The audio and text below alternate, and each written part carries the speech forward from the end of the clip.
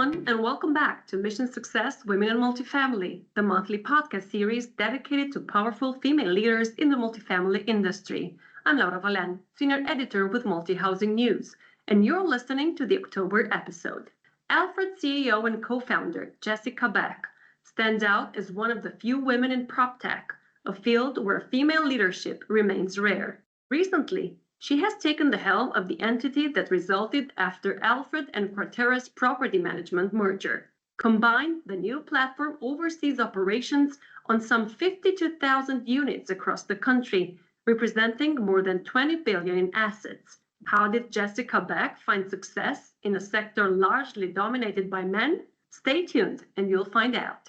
Hi, Jessica. Thank you so much for accepting my invitation. It's my pleasure.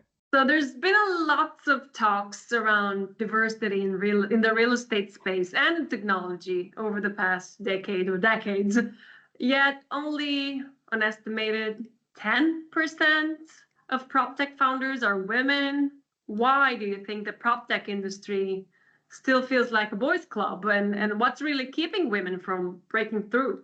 It's such a good question. And the thing I would say is I'm not sure it's specific to PropTech. I certainly think it's true in real estate. I think it's likely true in technology in general. Mhm. And part of it is that these industries have historically been network and capital intensive industries, and that has typically been male. I do think we're starting to see some breakout female founders and really interesting female real estate executives, but I don't think we're there at all. And at the end of the day, it's not, from my perspective, it's not a capability thing. It's more about capital allocation and who has access. And I think we need to continue to invest in ways for women to ensure they get the right access to capital and the right access to opportunity. So it's a matter of opportunity, as you said. Yeah, I think that's right. And I think, part of it is capital typically flows to people that an investor understands, where there's pattern recognition.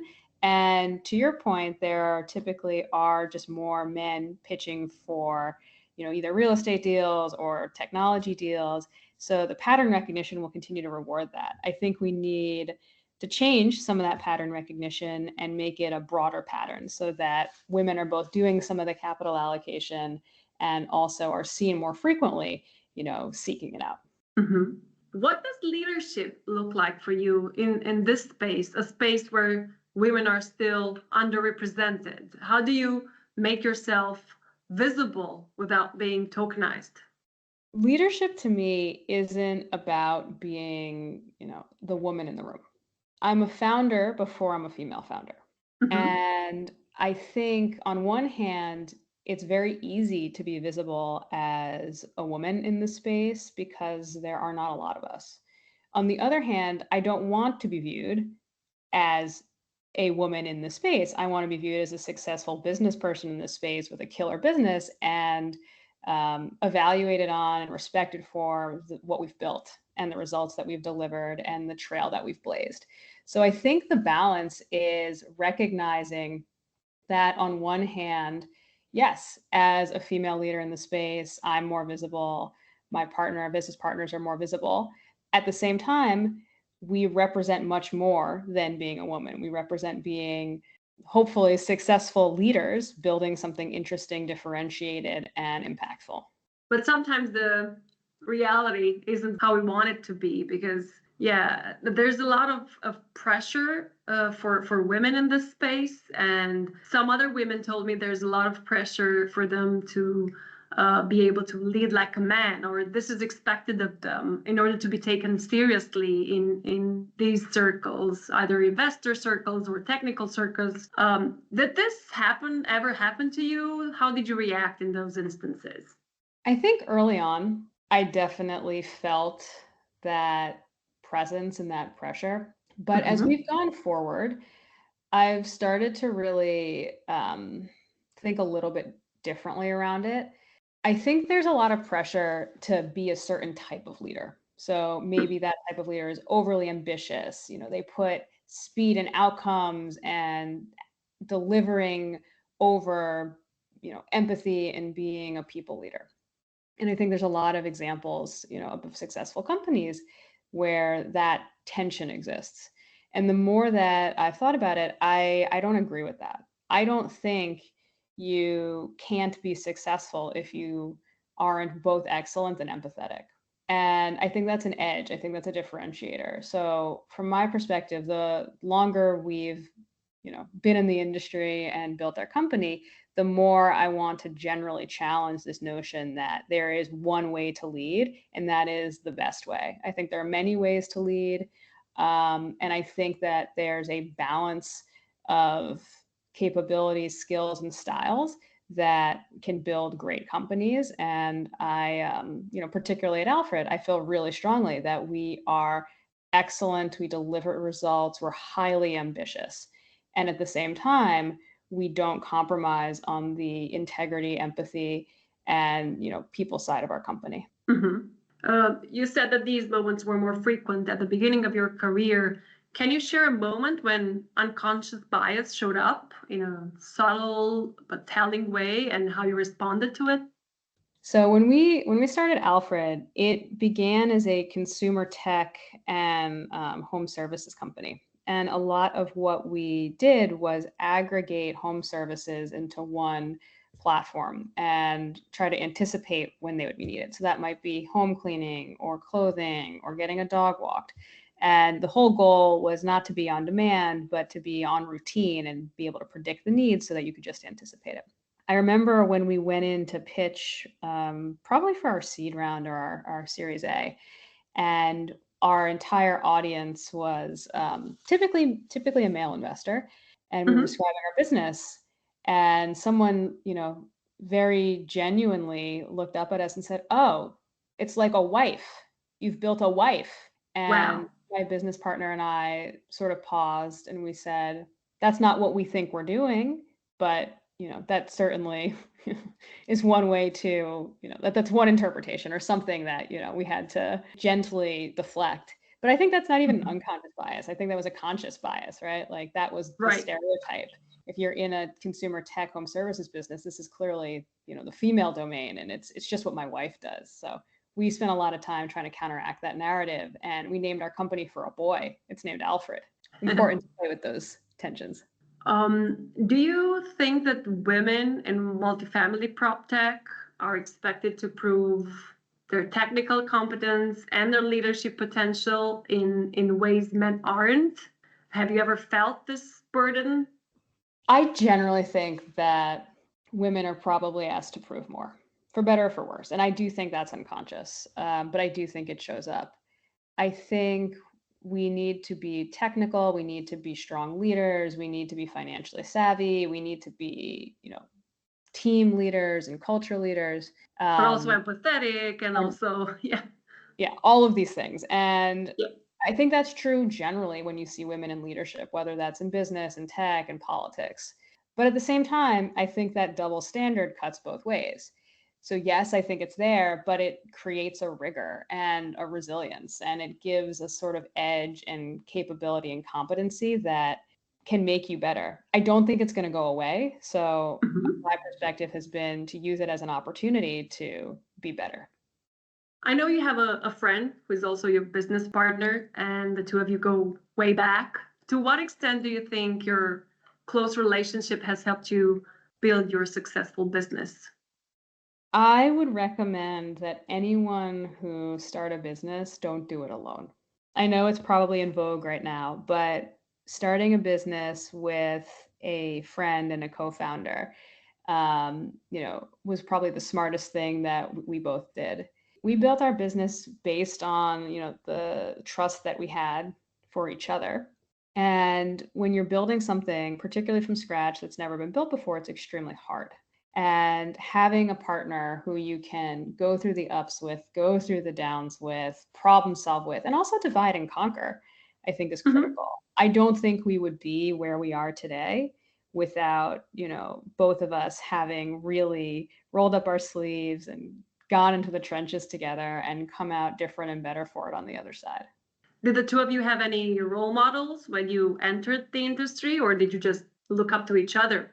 What's funny about answering this question is we both had role models, but they weren't necessarily public figures. Both of us looked up to our respective grandmothers, and we spent a lot of time actually thinking about that. We inspired each other. We looked up to our family members, and we looked for examples in the industry, or at least pieces of examples that could inspire us. But there was no single role model that we had. And I think that's one of the reasons we started our business, right? We want to be able to be those role models for people who are starting a business and working on things to change how we live in housing. Yeah, but having a role model and a partner is great, but without support at all levels, particularly financial, as you said a few minutes ago, it's really difficult for female leaders to be successful. What's the most frustrating myth you've encountered when pitching to investors as a female founder in Proptech? Ambition is not gendered. We're wildly ambitious. It does not matter how we show up. It does not matter that our hair is long or that we are women. We see a huge opportunity, and we shouldn't be, discounted or second guessed from seeking that out. And we've been privileged in that we've found investors that saw the world the same way as us and invested in us and gave us that chance. And I want that for more women leaders in this space. So if you had the power to change one systemic issue in multifamily Proptech tomorrow, what would it be and why hasn't it changed yet? It's such a good question. I would change capital allocation, and I would hope that there would be more diverse people, more to some degree women writing those checks, not because I want to just write checks to women. I want to write checks to successful businesses who will create great outcomes. I just think that the pattern recognition may overlook successful outcomes because it's a more narrow pattern. So I wish I could change that. There's a ton of extremely talented people in this space who may get overlooked because they don't fit the most traditional mold, but that doesn't mean they're not going to be extremely successful leaders, business people, and generate great return for their investors. And why hasn't that changed? What's the thing that or the issue there? Why is change so difficult in this field? I think we're making some progress. So I can, more than when we started our business, I can look around the room and see more diverse and female leaders leading interesting technology companies or real estate companies. I just don't think that we've made enough change. And I think part of it is that this is an extremely, this is one of the oldest industries in the world. It's existed for thousands of years. And I Right. think it historically has had a less diverse origin. So we're really working we're working against history here, and we need Mhm. to continue to advance that. And I think the industry is doing that, and I do see examples of that around us now, more so than when we started our company, for sure. It's just not happening as fast as we wish it to That happen. is true. Yes, I wish it would go faster, but then again, I wish everything would go faster. So Right. Um, is there something you wish more people asked you, not as a CEO, but as a woman, as a leader navigating this multifamily PropTech space? I wish people asked me, why are you excited to build what you build? What do you see? What can it be? I want people to ask about the scale of our ambition and the platform we're creating and the impact it can have on people's lives. More, it will be, how do you balance this or that? How do you, have a family and run a company? Tell me about, your culture. And all of those are highly relevant questions. They're just not the first question that I would want to get. Is there any advice you'd like to give to women, to younger women entering multifamily PropTech to help them Yeah. succeed in this field? I would say don't wait. I think when we were earlier on in our career, we tried to get everything to be perfect, to have the perfect pitch, to have the perfect product, to check all the boxes. And I don't think you need to do that. I think if you're starting in this space, particularly as a woman, don't waste time perfecting something. Go talk to your customer, go build your product, go meet as many people, and don't let others define you. You have to define yourself. Embrace imperfection. Yep. And just do it. Thank you so much, Jessica, for taking the time to speak with me. Of course, my pleasure. Thank you so much. Hopefully it was useful. Yep, definitely. I'm sure whoever will be listening to this will get that good vibe you're trying to transmit to everyone. At least that's what I got from this conversation. So I hope it will transpire further. I appreciate it. I think the best way to solve this type of thing is to be optimistic. Realistic, but to be optimistic. And we have a long way to go. We've made some progress, but the most important thing we can do is to put more examples of successful leaders out in the industry, and many of them will be women. Thank you all for listening. The next Mission Success episode will come online in the third week of November. But until then, you can check out multihousingnews.com for the latest news, feature stories, and podcasts. And I also encourage you to subscribe to our recently relaunched YouTube channel. Till next time.